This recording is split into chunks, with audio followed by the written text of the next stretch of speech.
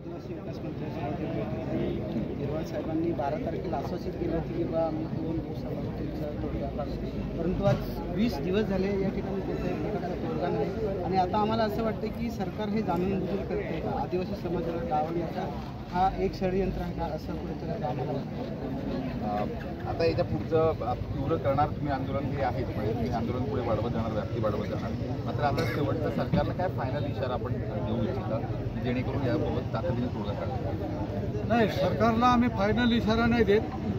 कारण कसं आहे की सरकारने हे जाणून बुजून याच्याकडे कानाडोळा करायचा प्रयत्न केला. सरकार त्याच्या परीने काय करायचं ते करेल. आमची तयारी आहे. जेल भरो पण सरकारने सुरू केलं तरी आमची तयारी आहे.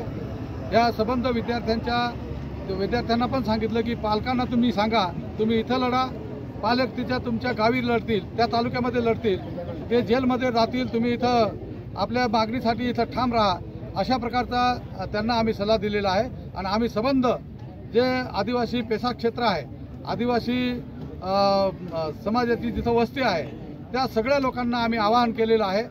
आणि आजही करतोय की आदिवासींच्या ज्या बाबासाहेबांनी दिलेल्या अधिकाराचा म्हणजे शेड्यूल 5 आणि शेड्यूल 6 ज्या घटनेमध्ये आदिवासींसाठी स्पेशल अशा प्रकारच्या तरतुदी आहेत, त्या तरतुदी राबवण्यासाठी जसं त्रिपुरा राज्यामध्ये त्या राबवल्या गेल्या, तशा आमच्या महाराष्ट्रामध्ये सुद्धा ह्या राबवल्या गेल्या पाहिजे. त्याच्यासाठी आज हा निर्णायक अशा प्रकारचा लढा आपल्याला शेवटपर्यंत न्यायचा आहे, अशा प्रकारचं आवाहन मी आमच्या आदिवासी बांधवांना करीत आहोत.